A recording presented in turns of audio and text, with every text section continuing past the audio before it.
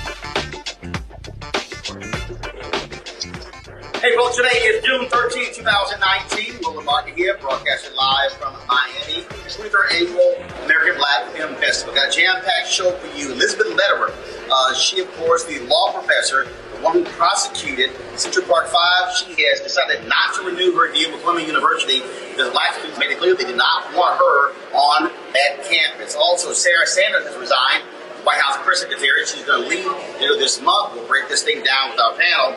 Also, we'll talk about Father's Day coming up, the impact between fathers and young girls. Also, folks, we'll show you last night's red carpet, Chaff, Samuel L. Jackson, Richard Roundtree, Jesse T. Usher, a jam-packed show for you folks. It's time to bring the funk. Roland Unfiltered. Let's go. He's got it. Whatever the miss, he's on it. Whatever it is, he's got the scoop, the fact, the file. And when it breaks, he's right on time and it's rolling. Best believe he's knowing.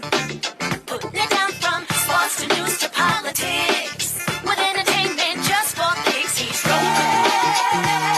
Yeah, it's Uncle Roro, y'all. Yeah, yeah, it's Roland Martin, yeah.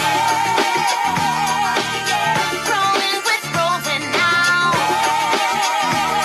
He's funk, he's fresh, he's real, the best, you know he's Roland Martin now.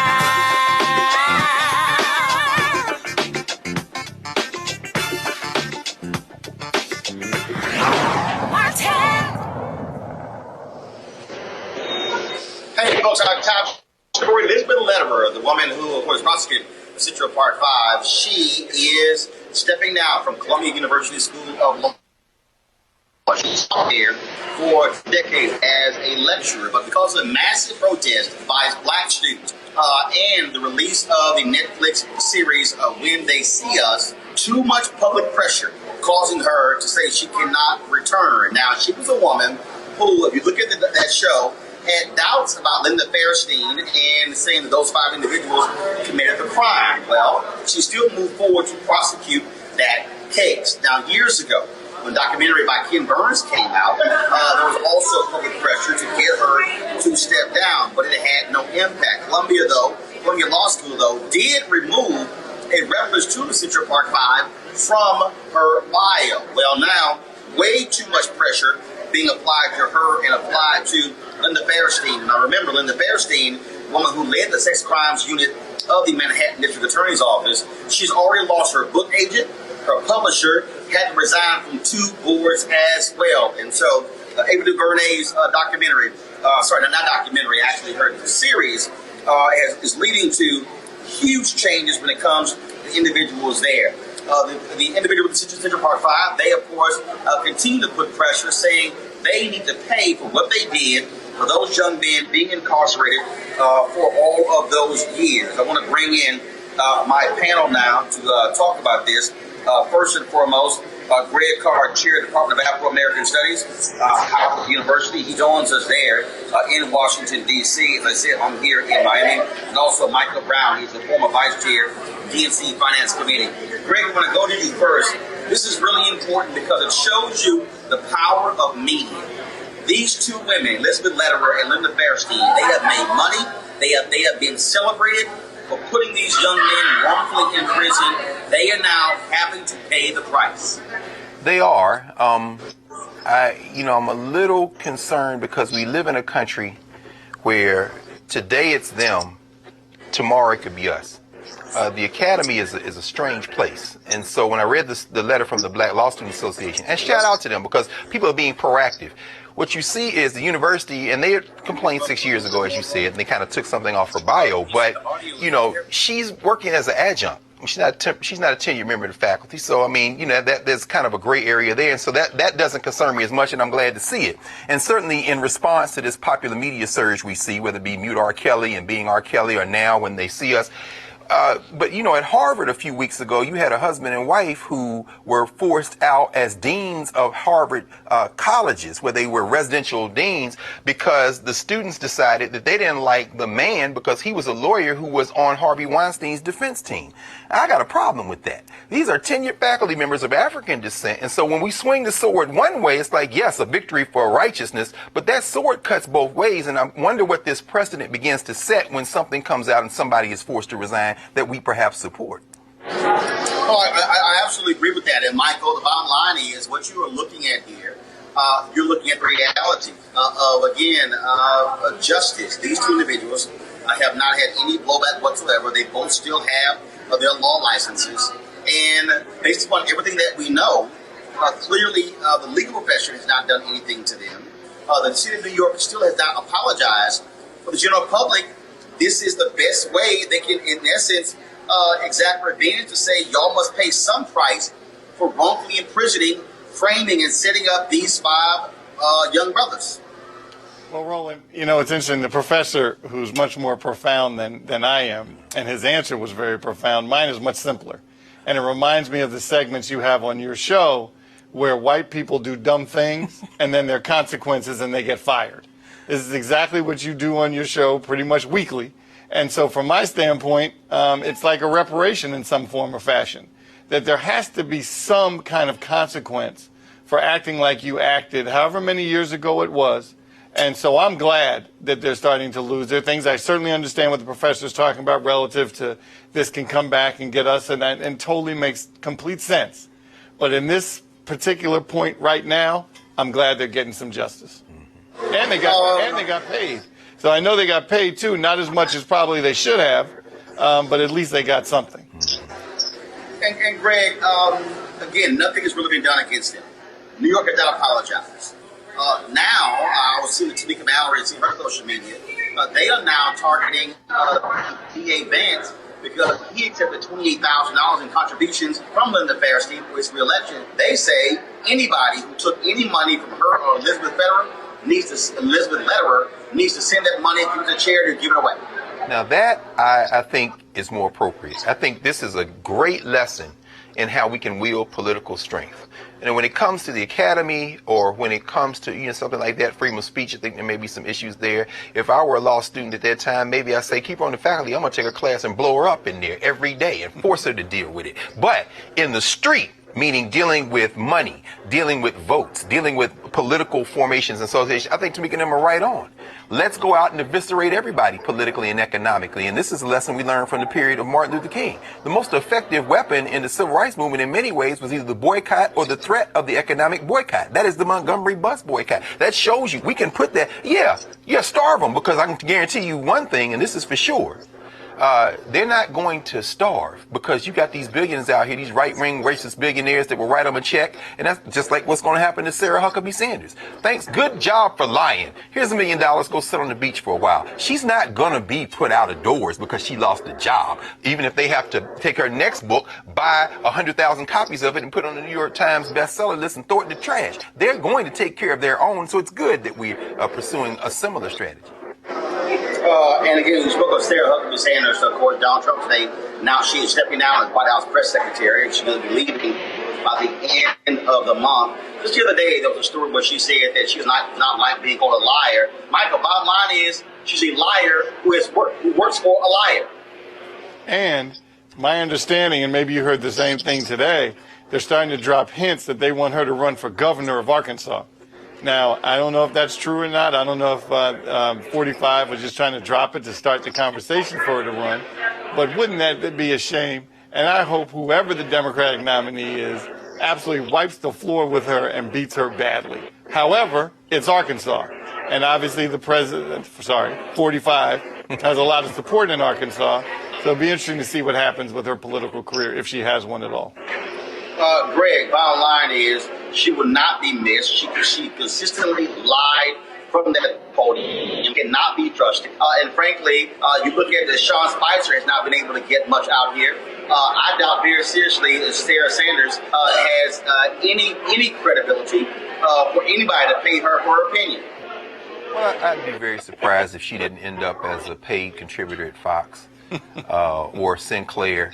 And you, of course, Roland, you know, as a deeply informed historian, really, historical journalist for sure, you know that the practice of the White House press secretary having briefings goes back to the Eisenhower administration.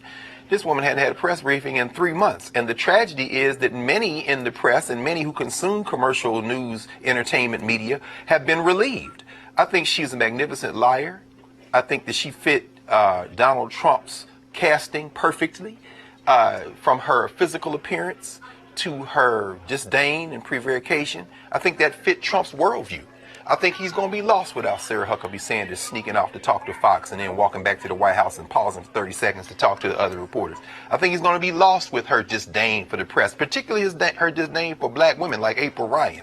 And I think that while, she won't be in the White House anymore, we haven't seen her in 3 months at a press briefing, I think I wouldn't be surprised if we don't see her very shortly on Fox News as a paid propagandist tooling up for the 2020 election. Again, Sarah Huckabee Sanders will be stepping down, and so trust me, she will not be missed by a whole lot of us because of what she had to say. And look, at the end of the day, Michael, what you have here is you have a lying administration. You have an administration that's what they do on a very consistent basis. They lie.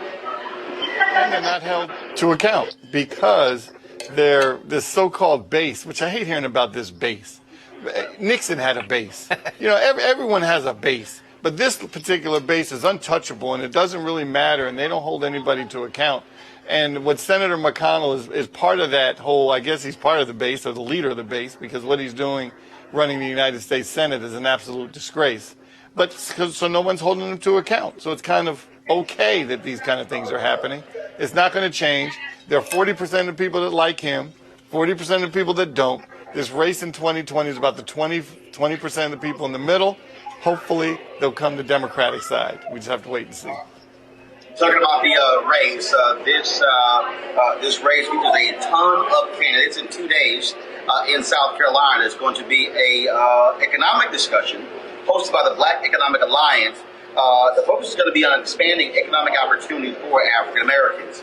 And so we want to talk about that with Dr. Tony Coles, who is co-chair of the Black Economic Alliance. Dr. Coles, are you there? Okay, so guys, let me know when we get Dr. Coles. I want to go to Greg first until we wait to bring him up. How critically is it important, Greg, to have these topic-driven presidential forums? As opposed to having these large, unwieldy discussions where, frankly, you can't have any substantive conversation about any one particular issue? Well, I think a lot of that's going to depend on the viewers. The way they've set these two up, these first two, having 9 on one night and 9 on the other night, and then mixing up the quote-unquote top-tier candidates, although how can you tell a tier, from the so-called lower-tier candidates, it's going to provide an opportunity for folks to engage in a substantive conversation. It'd be very interesting to see people who are policy wonks, who can translate fairly nimbly, like Elizabeth Warren, be in conversation with folks who have this broad kind of economic, kind of ideological agenda like Bernie Sanders, and then contrast that with a Kamala Harris or a Cory Booker. And I think in mixing that up, a lot is going to depend on how people come away from those conversations, how they assess how well they did. Now, some of this stuff is around race, some of it's around gender, and ultimately, I'm still trying to get my mind around somebody like Pete Buttigieg being in a conversation with anybody for president of the United States, or better or worse for that matter. But one thing's for sure, finally, as you come out of this first 9-person battle royale, if you ain't got no game, you about to get exposed. So I'm looking forward to this argument and this conversation. Michael? I think it'd be interesting, Roland and Professor, to see how, Elizabeth Warren, for example, is by far the best policy wonk of any one of the folks running. My bias relative to Vice President Biden and Senator Harris. However, it's going to, I don't know if Elizabeth Warren, you're only going to have like that 4 or 5 minutes to talk about your issue. It usually takes her about 20, 25 minutes to lay out her plan. Sure. And in this soundbite kind of mentality, you have to really train to get your points out in 4 or 5 minutes, knowing that you don't have 20 minutes. And so people may not get, and so if she gets cut off or tries to figure it out, so I think that's what it'll be interesting to see, and the professor is exactly right. The viewer is going to have to look and see how people come across in that 4 or 5 minute spot. Well, I think it's interesting. It's all again. What's going to happen is, so the forum is going to take place on Saturday, hosted by Soledad O'Brien. It's going to air Sunday on BET. Obviously, it'll be the edited version, but it's going to air Sunday on BET. And so we'll see. We'll be, of course, here in Miami for American Black Film Festival. Then, of course, Sunday is also Father's Day. And so that's one of the things that we'll see what that conversation is like. Now, first of all the candidates are not going to be there with these forms. They could not accept all. But there are several candidates who will be in Charleston, South Carolina for the Black Economic Alliance for the presidential town hall. Again, it's going to be hosted by Soledad O'Brien. Gentlemen, I want to talk to you about this here. Virginia Lieutenant Governor Justin Fairfax has sent a letter to the district attorney in Boston and Raleigh-Durham saying that he wants an investigation launched into the sexual assault charges that have been leveled against him by two women. Now, what's interesting about this is that they released that letter. The attorneys for the women who accused him, they came out firing, saying that, well, he doesn't get to actually do that. That's not right or fair. But I got to ask you, here's a case where a guy has been accused of forcing one woman to have, forcing her to perform oral sex, another woman saying that he raped her, and both of those women have yet to go to the DA, even though statute of limitations still exist. What do you make of Justin Fairfax going on the offensive, saying, hey, DAs, I want an investigation. I want you to investigate these, because he's saying, if I did it, criminally prosecute me. If I didn't, I need to have my name cleared. Is there, Roland, is there another strategy? Is there another viable strategy for Justin Fairfax? We have the attention span in this society of a fruit fly. These were some very serious allegations. We know how they hit. They came in the immediate wake of Ralph Northen's allegations, and we all but have confirmed from what we've read and what people have said and what has been pushed through that Northen and his team got together and figured one of the ways to get the heat out of them was to throw Justin Fairfax under the bus with some allegations that they were well aware of during the campaign. And now that Ralph Northam seems to have benefited from the short attention span of the American population, and Virginia in particular, begun to go on the offensive and rolling out some policy initiatives, here's Justin Fairfax in silence, and here has been virtual silence about the allegations. So is there any other strategy for him except to say, hey, wait a minute now? And of course, if he's making this assertion, he's standing firm in the conviction that I did not do anything illegal, and that whatever choices I made that were bad or good, this needs to be litigated in the courts. And where are these women? Finally, I would say, in some stories, there aren't any victors. You got black women, you got a black man, and this is a real problem. I don't even like the idea of people weighing in on this in a way that isn't filtered through the lens of a black community that has to deal with some very serious internal problems and challenges. But as far as I'm concerned, Justin Fairfax is playing the only card he has, which is what? Y'all gonna clear my name. Because believe me, if I want to run for anything else in life, it's going to come up again. So let me get out here now and go on the offensive. And if y'all gonna charge me, charge me. And that sister in Massachusetts, the DA, who offered to do the investigation, remember at the very beginning, I think she's more than willing to go along with this. We'll see how this unfolds. It's fascinating and it's tragic and it's complicated, but I don't think he had any other choice. It's interesting. And so, again, Lieutenant Governor Justin Fairfax earlier called for the FBI to investigate. As Greg said, the district attorney in Boston, an African-American woman, she said if a complaint is filed by Vanessa Tyson, she would investigate. The lawyers for Tyson said she was going to meet with the DA. That was back in February. This is June. There still has been no meeting. The other woman, Marilyn Watson, has not met with the Raleigh-Durham district attorney, an African-American woman.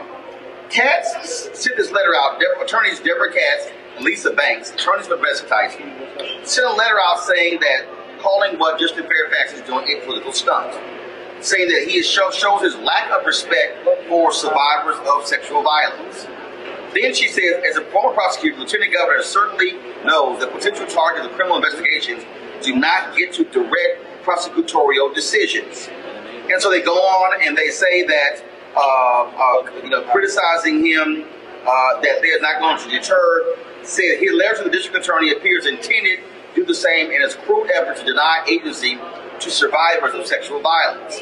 His suggestion that women are liars unless they press criminal charges against their assailants places an unfair demand on survivors and shows a fundamental misunderstanding of the criminal justice system. Pursuing criminal charges is a weighty decision that the vast majority of survivors choose not to make for legitimate reasons. And so there's some other things that are in here.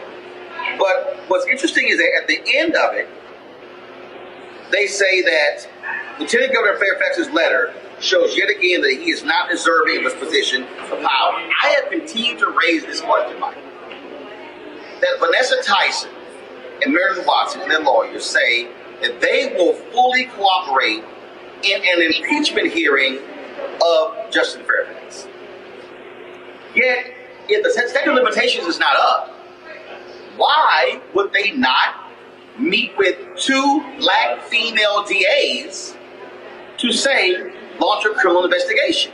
So they're critical of Fairfax, but they won't launch an investigation. They won't even file the complaint. So I'm just trying to understand, if you want justice and there's no impeachment hearing, why would you not file a criminal complaint?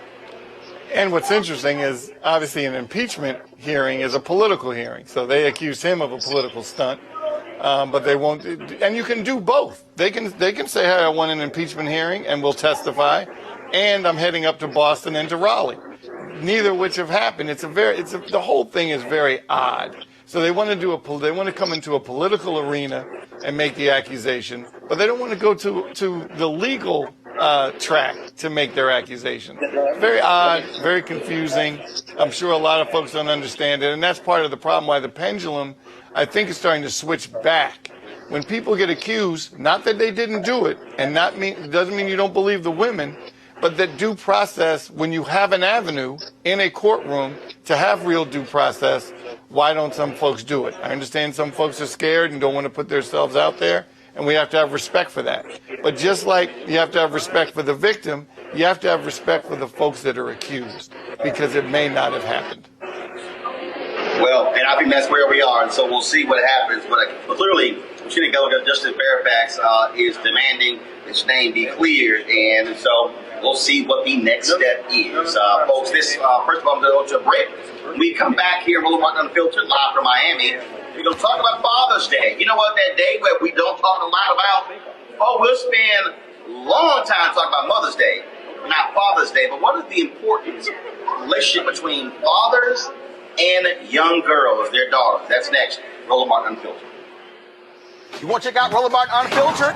YouTube.com/Roland S. Martin. And subscribe to our YouTube channel. There's only one daily digital show out here that keeps it black and keep it real. It's Roland Martin Unfiltered. See that name right there? Roland Martin Unfiltered. Like, share, and subscribe to our YouTube channel. That's YouTube.com/Roland S. Martin. And don't forget to turn on your notifications so when we go live, you'll know it. All right, folks, they're back. MarijuanaStock.org has another great investment opportunity. If you were lucky enough to invest in their last crowdfunding campaign, you know they raised a lot of money in just a few months investing in legal marijuana farms. Those initial investors now own shares of a publicly traded company, and of course they're excited by that. Now they have a new investment opportunity that is as good, if not better, than the last. I'm talking about industrial hemp CBD. For those who don't know, the hemp plant is a cousin to marijuana, of course, and then it has a higher concentration of CBD, which means hemp CBD gives you all of the medical benefits of marijuana without getting you high. Now, until recently, hemp farming was practically illegal in the U.S. and heavily regulated by the DEA. However, that changed with the 2018 Farm Bill, making it legal to grow hemp CBD in the U.S. and creating one of the largest commodities worldwide. They need land to grow all of the plants, and this makes for an incredible investment opportunity. And that's where our good friends at 420 Real Estate come in. Their business model is simple. They buy land that supports hemp CBD grow operations and lease it to licensed, high-paying tenants. That's right, they are hemp CBD landlords, and you can get in on the action. You can invest in this crowdfunding campaign for as little as $200 up to $10,000. All right, folks, all you got to do is go to marijuanastock.org. That's marijuanastock.org if you want to get in the game. And if you do so, do it now. All right, folks, Father's Day is coming up this weekend on Sunday. And we always talk about, of course, the importance of fathers and their sons, like fathers and their daughters. Joining us is clinical psychologist, Dr. Nick Alford. Dr. Alford, how you doing? I am doing well. How are you? I'm doing great. I have my father, got my mother, of course, one brother, three sisters. And so can you talk about how critical it is, the relationship that exists, a strong bond between a father and daughters? Oh my goodness, it is so critically important. It is imperative. Fathers are really for girls, for young women. That's the first man we fall in love with. That is the man who shows us who we are, how beautiful we are, how smart we are, all of the unique qualities that we have. And most importantly, Roland, that is the man that teaches us how men should treat us and how we should relate to men. So it is so incredibly important. And also, I think when you talk about how a bad relationship can be damaging. Look, I've got two nieces. They lived with, their mother was beaten, assaulted physically and sexually by their father, and my oldest, and they have a bad view of their father. Don't want to be around them. And as the godfather, I had to be fiercely protective of them. And I remember when he got out of prison, he wanted to reach out to them. And I asked him, I said, well, you still in the game? Are you still selling drugs? And he said, well, no, I'm not. And he said, I never was. I was like, first of all, dude, you lying to me. And I made it clear. I said, you're not going to spend time with my nieces at all. And I said, because I have to be protective of them. And so the flip side is that could actually have, that could have a negative effect and take girls years to go through and get over and deal with that trauma that was inflicted by that man. That is absolutely correct. There is some interesting research that says even an absent father for a young girl or for a boy is better than having a father who is abusive, who is violent, who has substance abuse, who cannot be available in a healthy and adaptive way. So you are absolutely correct. So, what resources would you recommend for a young father to help him and guide him through this, that prepares him for how he must cultivate that relationship with their daughter? So obviously one of the best ways to learn is by seeing, and we learn through modeling, right? And so when you don't have that, you're at a distinct disadvantage. And so what I would say to any young father who is looking to learn how to be a father or to be a better parent, just sort of writ large, is to find other role models, and we can look for them and find them in myriad places, right? In our churches, in our colleges and universities, we have professors, in our own families, right? We may have grandparents or uncles who can be role models. Our Black Greek letter fraternities. So I think there are a number of ways. There are parenting classes. Many communities and courts, family courts, have these types of classes that can help young African American men. All right, Dr. Nick Alford, we certainly appreciate it. Thank you so very much. Thank you. All right, Greg and Michael, I want to talk to y'all about this here. It really does piss me off that we spend so much time and energy around Father's Day. Greg, people could be literally in Australia or Thailand, and they will kill themselves to get home for Mother's Day. But they could be in the same city, in the same state Father's Day. Yeah, man, I'll see them come Thanksgiving. That's true, brother. Mother's Day was created in Philadelphia, really. John Wanamaker department store. It's almost like a marketing kind of thing. It kind of emerged. And Father's Day came in many ways as a response to that. But we know in our communities, and I agree with what Dr. Alfred said, black men are used to not, getting all that affection. But then again, it's probably Father's Night every time a man come home and get that big piece of chicken, like my daddy did for many years. But what Dr. Alfred said, I said, I won't lose track of that. I think about the song, what was it, the Winstons, Color Him Father. There's a lot of ways you can be a father. And I know that on Father's Day, I get texts from, like say, former students. You know, I don't have any biological children. I got a couple of godsons, and I got my nephew, and I know what it means to be an uncle who's there for a male, and my nephew. You get texts, you get calls, and it's kind of an afterthought, but it's almost a running joke in the black community. You know, black man sitting up waiting on getting them calls for real. So, maybe it's a little sad, but maybe we can do something about it. But I don't know. Maybe you get those calls, Roland. It is frankly offensive, Michael. I'm sorry that how Father's Day is sort of like a blow-off day. No big deal. Okay, fine. All right, yeah. I'll see you in 2 or 3 months, when the reality is fathers matter just as much as mothers. Well, I tell you, the pressure on males, not just black males, to get to the store, get a card, get flowers, make reservation for Mother's Day brunch, which is, again, fine. That's just what kind of, if you're raised a certain way, that's just how you were raised, and it's important. But on Father's Day, it's more of an individual thing. What you're thinking, what am I going to do with my day? Not is it, I would love to spend time, I have 3 sons. I would love to spend time with them, and I do. But, if I get a call from 2 of the 3, that's a good Father's Day. Not that and then they'll be like, oh man, today's Father's Day, I need to text Dad. So yes, it is absolutely a different priority relative from the Mother's Day to a Father's Day. And whether that changes or not, I don't know. I remember growing up, my father used to say to us, Mother's Day is every day. Father's Day is just one day. Maybe you get what you want, maybe you don't. And so that's just how I was raised with my grandfather. I got to push back on that. If Mother's Day is every day, Father's Day is every day. And I think, and I get it, but I really do. And I know somebody probably saying, well, why make a big deal out of this? Because the problem that I have is we literally have a culture that says daddies don't matter. In fact, let me tell you something. This actually happened. I was at with National Association of Black Journalists. We were in Chicago at our convention a number of years ago. So we're sitting at the table. There's about 10 people at the table. And at the table, there are 4 lesbians at the table.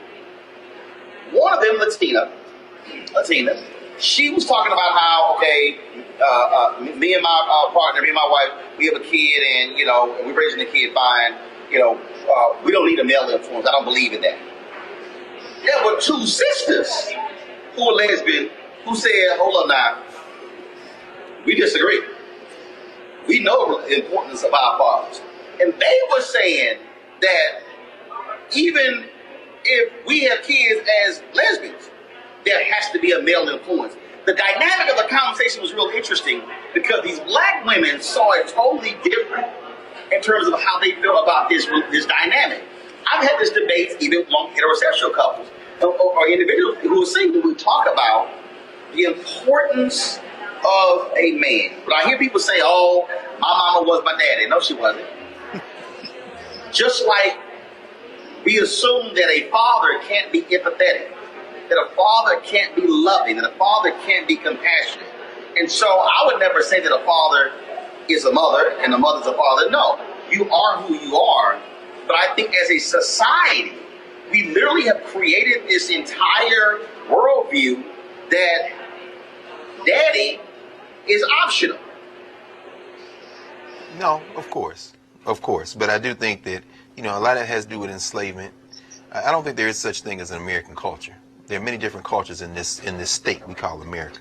And when you look at African people, you see, we went through literally, particularly when the domestic slave trade explodes in the early 19th century, for about 50 years, we went through a process where breeding became the way that they created new people of African descent in this society. So you didn't know necessarily who your father was, but it had an unintended consequence of creating community mothers and fathers. Big mama and them, they weren't necessarily your biological kin. We still see that today. I'll give you one quick example. At graduation every year, it's very moving to see men embrace their graduate children, particularly the daughters. And I think, again, Dr. Alfred's research is very important in this regard. when you see these sisters who may not have grown up with their biological father, but then here come their uncles and here come their grandfathers, and you see the pride in these men. There's a certain energy when you get a bunch of men in a circle, the same way as this when you get a bunch of women. But when you see them come together in those moments of celebration, no one can say that men and fathers are not important if they've ever been in a space where you see the interaction of that energy in our communities that were attacked biologically, but then it expanded our definition of mother and father. So no, that's probably why those two sisters pushed back. They know what it means to have somebody who's in the father role that may not be the biological parent. And that's the thing, Michael, that look, I don't have biological children, but I've raised 6 of my nieces. I have 9 nieces, 4 nephews. I've raised 6 of those 9 nieces, off and on, literally my entire marriage for the last 19 years. And the thing that's interesting, when you talk about that dynamic, when my sister and her 2 children, one was 5, one was 2, came and lived with us, my wife and I only married about 6 months. And I was intentional in terms of how we interacted. Now, here's what's very interesting. My nieces couldn't stand when we were affectionate to one another in front of them. And I was like, well, first of all, get the hell over, it's my house. But the reason I was intentional is because one worldview, they saw a black man being physical with their mother. I needed them to see a black man being loving with his wife. I needed that to be corrected. And so when I took the job at the Chicago Defender, it was a hard decision because those formative years, 5 and 2, I would be away. And so in the household, it would be my sister, my wife, and then my 2 nieces. I was serious about the role, that male influence, and the role that we play. And so that's why, for me, it is deeply embedded in my psyche, in my worldview, the value and the importance of that man, and obviously from a perspective of a son. But I also see it in terms of fully accepting my role as a godfather. Because I tell people, a godfather does not mean that I'm there to give you birthday gifts and Christmas gifts. It literally means that if the daddy ain't doing his job, I am to step into the gap to serve that same role. And I don't know if it's society or a much smaller part of society within your own home of how the dynamic is and how you're raised relative to affection from men. Now, I was raised in a family where the men were very affectionate. I mean, the day I went off to college, my father and I were still kissing each other and hugging each other. And that's just how we were raised. It wasn't abnormal. But when some of my friends would come over and they would see how my father and I interacted, they were like, wow, you guys, that was like, yeah, that's how, but that's not how they were raised. They were raised in it, not that it was wrong, because you can't certainly judge anybody on how they're raised. It's just different. And not right, and it doesn't make it wrong or right, but I was just raised, we were just very affectionate. So with my kids, who were 3 sons, but now they're at the age, they're like, Dad, please, please, please. But when they were younger, they knew that Dad was going to kiss them goodnight. They knew when they went off to college, I was going to kiss them goodbye. Okay. So Michael, when your son say, Dad, please, please, please, what's your response? I don't give a shit. I still grab him, hug him, grab him in the neck, and I give him a kiss on the cheek. There you go. And see, Greg, that's how I roll. All my nieces and nephews know. You walk your ass in the house. I don't speak to my brother or my 3 sisters. Your ass gonna hug me. You gonna greet me. Well, you know, and if you don't, you getting jacked. That's a very black thing. You don't come in the house and not speak, man. Right. That's true. I mean, that's generally speaking. No. You can come in the house and speak. Your ass gonna come hug me. Oh, now see, yeah, you've taken it to the next level. Now I'll say this: I don't, we didn't do a lot of hug. I didn't hug my father a lot in it, but I tell you what, my father went to work every day of his life, and And I watched my father get up 4 in the morning every day for years. Some of my earliest memories as a child in Nashville, my father getting up, whistling, washing his face, going to bed, and then one time we didn't even have a car. He walked to work. And my father, as he became an elder and he transitioned in 2001, 79 years old, my father was the kind of man who didn't have a whole lot of words, but he demonstrated. And his brother lived across the street, my uncle, and they had 8 or 9 children. So, you know, when you saw these men, the affection they showed was through their dedication of what they did every day.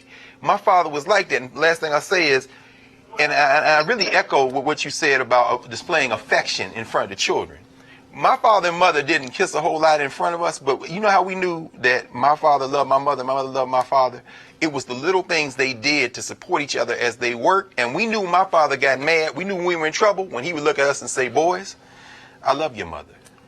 Now, that would usually come after we had done something in the house, and she said, I'm going to tell your father when he comes home, and he come in and say, boys, I love your mother. We knew that we had crossed a line with her that couldn't be uncrossed. But I'm saying there are a lot of ways to show affection, and sometimes it's the subtle things that let you know. And that's why I go to work every day, and ain't nobody going to outwork me, brother, just like ain't nobody going to outwork you, because you had a man in the house that showed you what it meant. And that was the way, in some ways, he displayed love and affection, because I know Reginald Martin Sr. was the same kind of man, and I see how hard you work. And I know a lot of that comes from you seeing that in one of the ways that love and affection was displayed for you.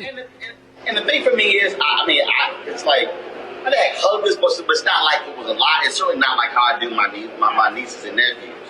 But for me, it's also a sign that this is like sign of respect, and this is also what you're going to do. And in fact, Michael, I have a couple of my nieces, the 2 oldest nieces, both in college, and I had one who just graduated, 2 who graduated, and so one, like my niece, my niece Faith.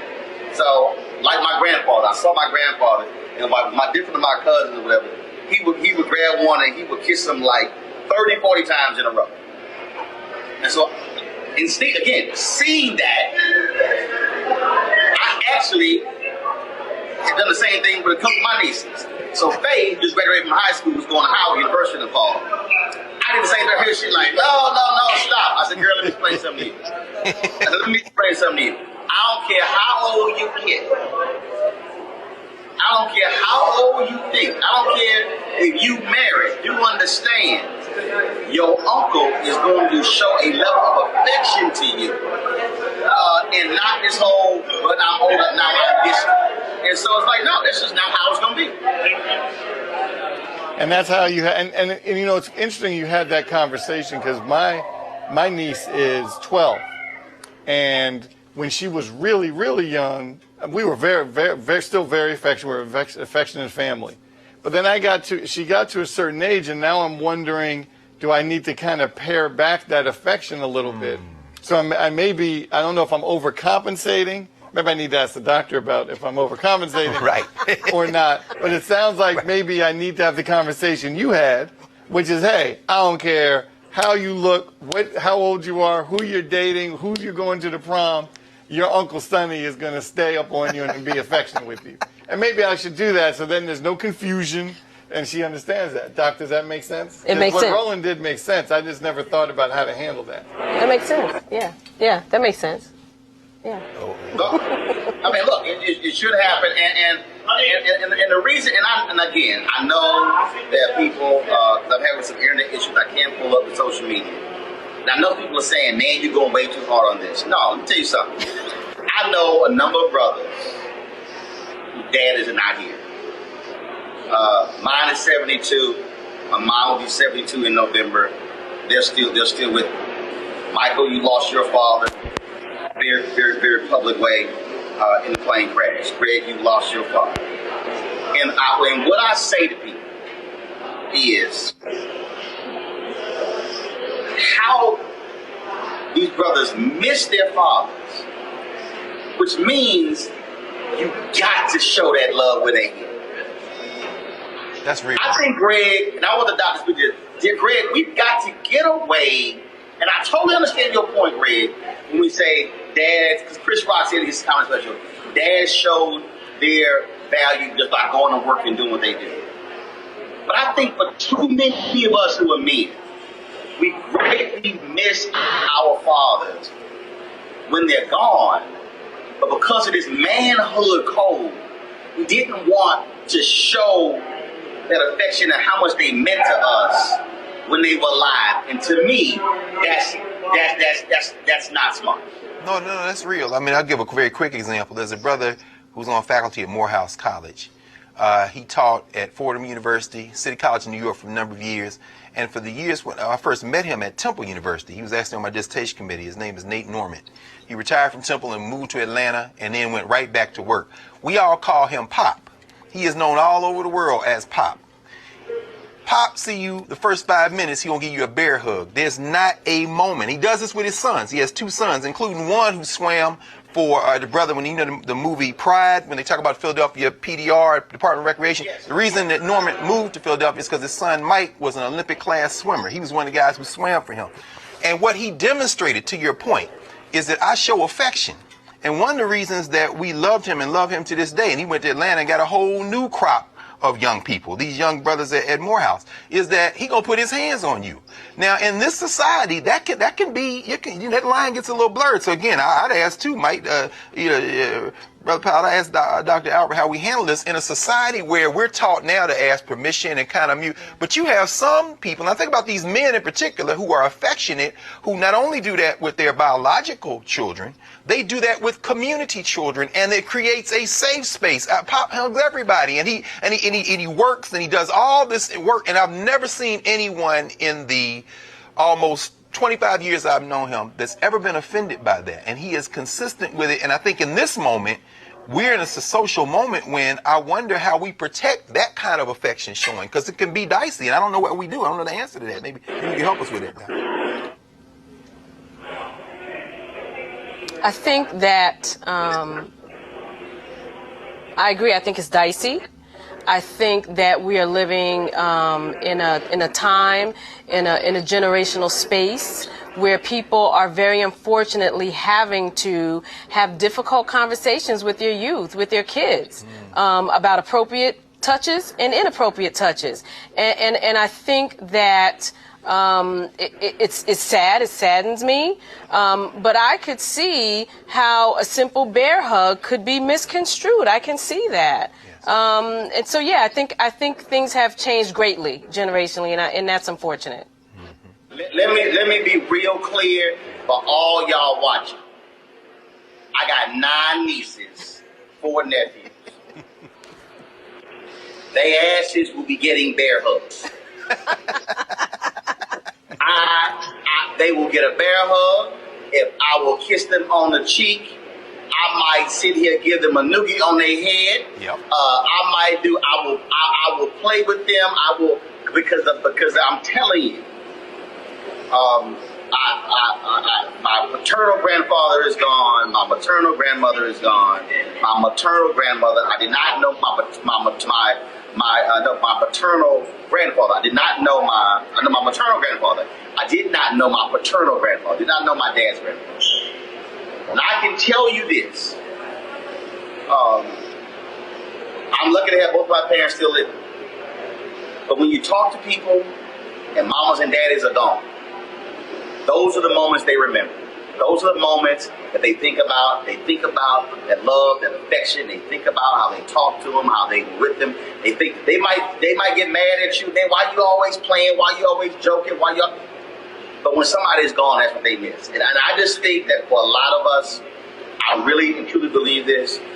We have got to return to a period where daddies matter. And we've got to be willing to say it. We have to exhibit it. We must not apologize for it. We must stop this nonsense in major mass media where daddy is inept, knows nothing, can't take care of a kid, don't know how to fix food, and only mothers know how to do that. Because there's those of us who've had fathers who've been that important in our lives. I just think that we make a grand mistake when we marginalize that male figure. And that to me is dangerous. We should not marginalize mama. We should not marginalize daddy or that godfather or that uncle if they meant all that to us. And so I just think that's pretty critically important for us to do. Hey folks, yesterday on the red carpet, Shaft, I ran into Sybrina Fulton. And I had a chance to ask her about, remember the Iranian sister in Texas who gave the speech, and she mentioned Trayvon Martin and Tamir Rice. Well, Dallas Independent School District told you yesterday they apologized for cutting off her speech. Here's Sybrina Fulton last night remarking about that decision to apologize to that young woman. Hey, darling. Good.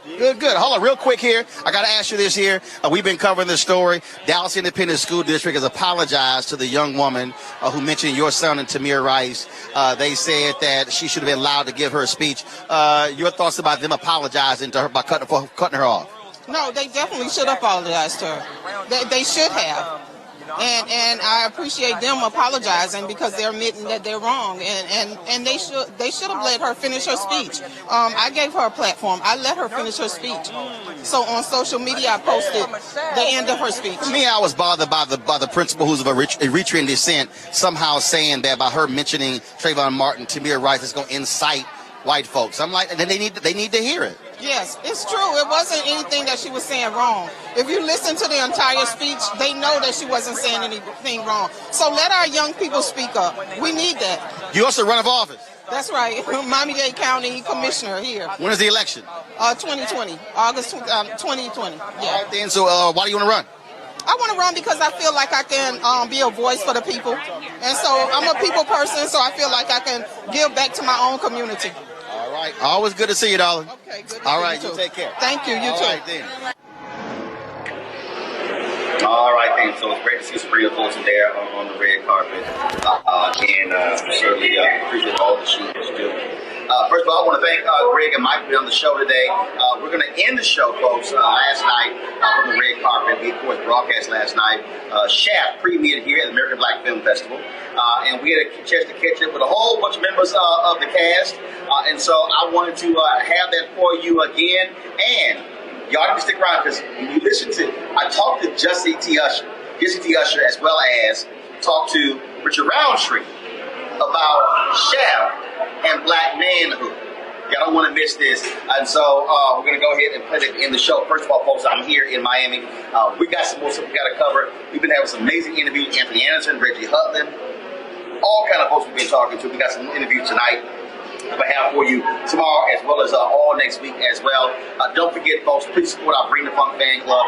Every dollar you give goes to support this show, to make this show possible, to allow us to be able to do what we do here, be able to broadcast remotely, be able to bring you stuff that nobody else is doing. We talk about this all the time, Greg. Bottom line, there's a lot of people here who are shooting stuff. But look, there's nobody else broadcasting live. There's nobody else broadcasting live from the red carpet to our audience, because we're about showing you black excellence in all ways. That's why we do Roland Martin Unfiltered. So please go to RolandMartinUnfiltered.com. Sign up today for our Bring the Funk fan club. You can use Cash App, PayPal, Square. We got all of that once you support us. So we're going to close the show out right now. Again, here is the red carpet last night. Shaft, directed by Tim Story. What's up, man? What's going on? I don't know, man. You all good? I'm trying, man. All right. Well, first and foremost, to be here, Shaft is premiering, but we don't have John here. It's got to be bittersweet. It is. It hurts my heart, man, because John and I talked. He said, "Tim, do your thing. Make sure it's your own." And it's like, that's a little pep on the back. Went out and did it, and I think he would have really loved this, because we have a little bit of his footage in it, and we used some of his dialogue. I mean, we really gave it like a John wink wink, and it hurts my heart that he can't see it. Now, I got to ask you this here. Folks have been losing their mind on my social media pages because they think the trailers have been too funny. And I'm like, y'all, Shaft, it was always funny. So I'm like, why y'all, folks have been really tripping. Well, that's the thing. Look, we gave it some entertainment. We gave it some humor. But look, we never disrespect Shaft. He's just as cool as he's ever been. It's a lot of ass whooping. Oh, it's a lot of ass whooping. He takes some people out. So if you're worried about whether it's edgy and Shaft-like, it is, but we also give you like a lot of humor. All right, then. So tell me about Jesse T as the next in line. Jesse T. Usher is the next in line. He doesn't start off where you might think a Shaft might start off, but he gets there in the end, and he'll make everybody proud. And he's such a great addition to this Shaft franchise. All right, baby, always good to see you. Always. Keep doing your business, Doc. Thank you, man. All right, absolutely. Okay. Appreciate it. How you doing? Y'all good? How you doing? She walks up, she's like, hey. Because I know you. It's like you look like people in the grocery store. They look at me and go, Hey. they go, hey. I'm go, how you doing? I'm doing good. How are you doing? I'm doing good. So first of all, let's talk about this film. A lot of folks are hyped for it. It's amazing. It's like, this is crazy. So unexpected. Like, I knew it was going to be a huge deal, but this is much more than I thought it was going to be. Well, what you also have going on is you got, and a lot of my people on social media have been really tripping. They're not happy with the comedy in the trailers, but I keep saying, but if y'all go back and look at the previous chefs, they were all funny. There were funny lines in the movie. Yeah, I agree. I mean, there was always that kind of humor, and this is just sort of taking the humor to a different level, which I think is really necessary, and add something completely different to the film. And it's just funny and fun. So I think there's enough for people to be satisfied with. They're going to really like it. Well, I was on a plane, and I was coming here, and I had my iPad, the previous shaft, and so when Samuel L. Jackson was beating Mookie, or whatever, boy Malik, whatever, who's in the ring, I was laughing. And I know it wasn't a funny scene, but I was cracking up on the plane, so I don't know why people are tripping. That says a lot about you. I'm just saying. Hashtag team whip that ass. I was laughing. Hashtag go for it. Hashtag I get to wheel the bat, so, I'm good. Well, look, we're looking forward to it, and of course, you got to work with some great people. Yes, I did. I mean, that's like working with Sam is a dream. He's an icon. He's a legend, and that kind of stuff is what we hope for in this business, to get to work with people like him. All right, then. Well, I got a chance to play golf with him, and so Yes. Everybody gets to play golf with him. Come on out. Grab the club. Let's go. Except I don't play golf. But I could play golf if I wanted to, I guess. You can putt. Don't matter. Drive the cart. Play the music. No, I don't putt, and I don't drive the cart. Okay, but you have to putt in golf because when you get to the green. Now, right? That was Benny. Yeah, but you got to putt. I know. See? That tells you how much I know about golf. See? Well, so, okay, you come hang with us, but, all right, just play the music. Okay, you got it. I'll do that. Lots of salsa music, blaring. Oh, yeah, I got 10,000 songs on iPod. We good. We're good. What's good, senior? Looking forward to the movie. Thank you. You'll enjoy it. You'll enjoy it. All right, then. Thanks a lot. I appreciate it. How's it going, brother? How are you? You all good? Yeah, I'm maintaining. I watch you on the YouTubes. Well, we try to give him a little help. I like your little round table too.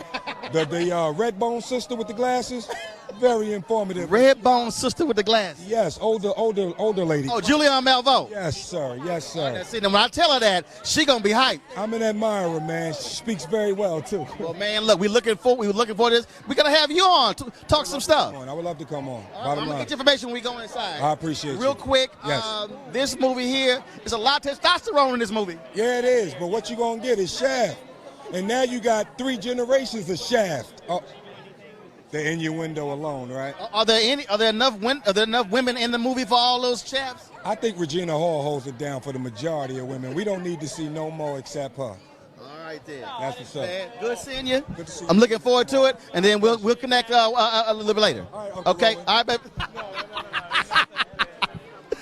Here we go. I told you. Baby boy, what's up? What's going on? First of all, how you come out here doing Shaft looking like one of the 5 heartbeats? Yo.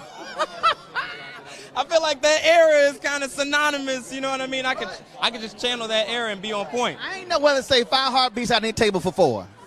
Oh my gosh. Nah, 5 Heartbeats was right. The 5 Heartbeats was right move. I tried to get your look a little bit, you know what I'm saying? I knew you. Well, see, that's an ascot. Yeah, I needed the ascot. I ain't get one. Should have called a brother. I should have. I knew you got plenty of them for me. I know you had plenty of them for me. Next time. Well, see, I don't wear it down here because, see, I figure I'm on the linen. No, I can wear it when it's hot, but I'm going to hit the linen. Oh, yeah. No, see, you did the right thing. You did the right thing. The pink linen's a good look on you. Although the ascot is your classic. Right. But so I'm going to bring it back out because, see, I set it down because folks were expecting it, and I can't have folks expecting it. You're absolutely right about that. You got to shake them up sometimes. I hit them with the African stuff at Essence Fest last year. They lost their mind. They ain't know what to do. Don't buy it. So, baby, what's going on, my man Richard Roundtree? Is he a worthy heir to the Shaft mantle? Wow. Yes. Wow. He's got the last baton. He's got the last leg. It's on him. Now, I got to ask you this here, because somebody will be 77 next month.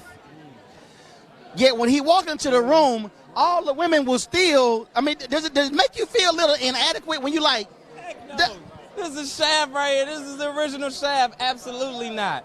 It would make me feel less than coming onto this project if that didn't happen. But the fact that it does, it makes me feel even better. This young brother can hold his own. I'm so proud of him. Thank you. To see the way he evolved and handled his shit. Go ahead. Don't worry about it. My show's called Roland Unfiltered. We can cuss. I own it. Perfect.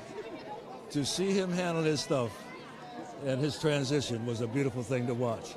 And my son overseeing what he was doing, and then the two of them learning from each other from different points of view, the millennial and old school, and I just sat back and watched. Now, I'm going to have him tell this story, because I tell this story all the time, where your daddy told you. I use this in speeches all the time.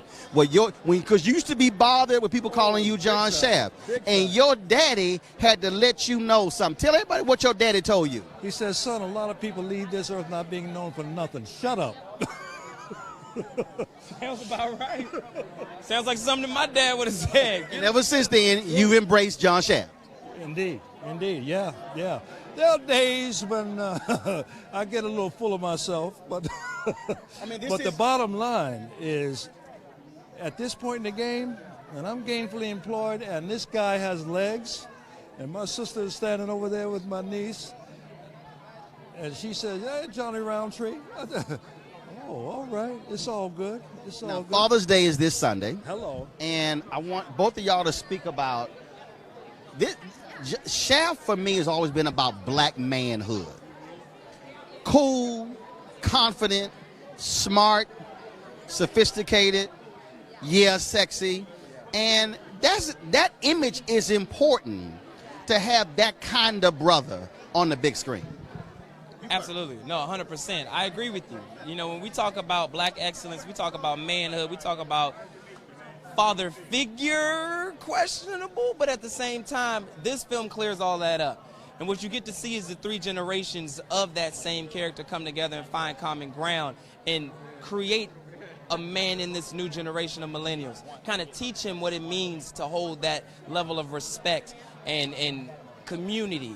You know what I mean? Which is something that we can argue is missing in today's young men. So it's nice to see the older gentlemen come in and clarify that and teach him that there's something that you need to take from the generations before you. I think he pretty much said it. The difference, what I would add to it is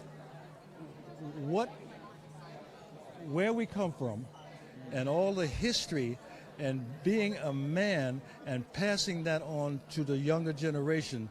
And there is no one, to my knowledge, that can pass that on better than Sam. You feel me? All right, Richard Roundtree. Always good seeing you, baby.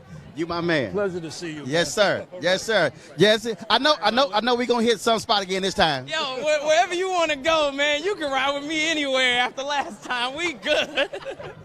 What's up, baby?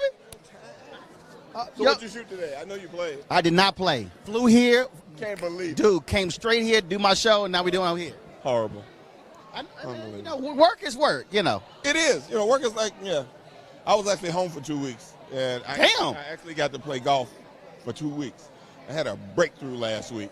Really? As soon as I had the breakthrough, I shot under 77 for 5 straight days. Damn! And then I had to start doing this. Well, and I'm going to be out for another 2.5 weeks, so that revelation is going to be gone when I come back home. Like whatever the hell you figured out, I'm going to forget it. Johnny Gill's going to be happy. He's going to be like, gone now. Well, that's easy money right there. Most times. I mean, you know. No, Johnny. You are the champ, as you say every morning when you show up. Right, You're the champ. Right, but when you get the 19th hole, you're not. Yep. Song is number 2 on the charts. If you want to kill it, baby. If you want to mess with him, just say, so Johnny, tell me about when you pull your ass muscle at the Jeffrey Osborne golf tournament. I didn't know about that. Okay, all right. No. All right. How did you pull your ass muscle? That's my new one. All right, that's my new shit. I'm gonna ask trying to run the first base. I'm gonna ask him when it's in his backswing too. You say, Johnny, how did you actually pull your ass muscle? You want to talk about the movie? Yeah. Have you seen it yet? I have not seen it. That's what I'm looking Oh, forward you to. gonna watch tonight? Yes. Oh, awesome. Okay. Yes. First, okay, you got to answer this here.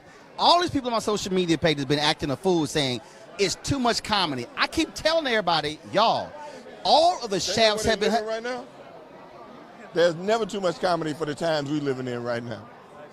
Believe me. Anything that gets you out of your head and out of what's going on out there for even an hour and a half, 2 hours, laugh and have fun. Sorry. What's too much comedy in the anyway? last shaft. Well, there's always humor. Right. I was funny when we need to be funny, and things happen that are funny. Jeffrey was hilarious. Jeffrey killed it, and you got to have a good bad guy to have a good shaft. The shaft get more ass in this film than the last one? Yes, immediately. I made sure. Because the last one you talked. I was not a sex machine for all the chicks. You were talking. I wasn't a sex machine for none of the chicks. You were flirting last time. What is that? You What were is like- that? it was like Do you want intimating. do you want the LD or do you want to be held? Can you come by?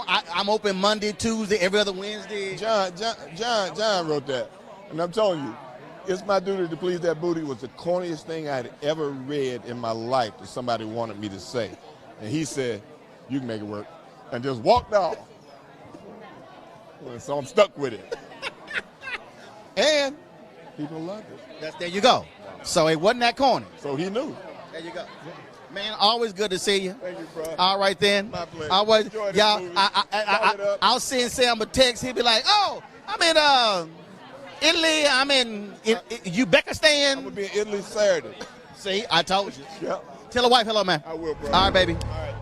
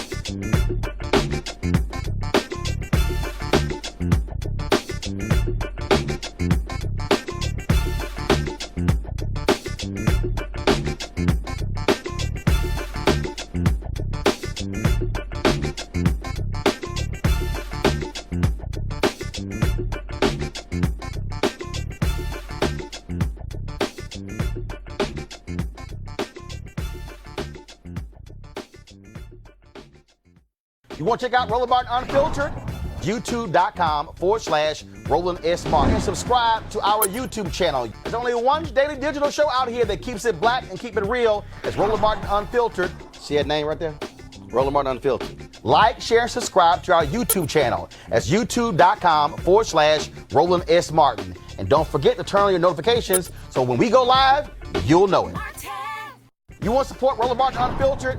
Be sure to join our Bring the Funk fan club. Every dollar that you give to us supports our daily digital show. There's only one daily digital show out here that keeps it black and keep it real. It's Roland Martin Unfiltered. Support the Roland Martin Unfiltered daily digital show by going to RolandMartinUnfiltered.com. Our goal is to get 20,000 of our fans contributing $50 each for the whole year. You can make this possible. RolandMartinUnfiltered.com. Hey fam, want to check out Roland Martin Unfiltered? The blackest show on all of digital, cable, and broadcast. Check out our audio podcast. There's only one daily digital show out here that keeps it black and keep it real. It's Roland Martin Unfiltered. Press play. Martin.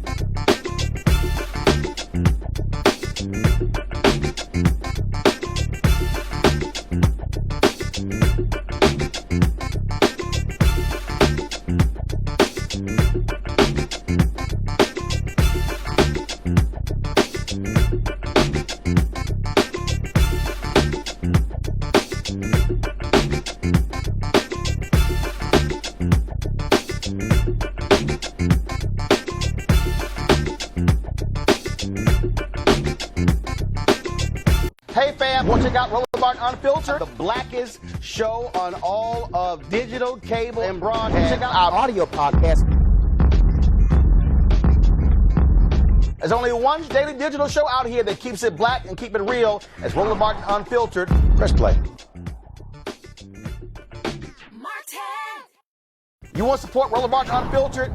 Be sure to join our Bring the Funk fan club. Every dollar that you give to us supports our daily digital show. There's only one daily digital show out here that keeps it black and keep it real. It's Roland Martin Unfiltered. Support the Roland Martin Unfiltered daily digital show by going to RolandMartinUnfiltered.com. Our goal is to get 20,000 of our fans contributing $50 each for the whole year. You can make this possible. RolandMartinUnfiltered.com.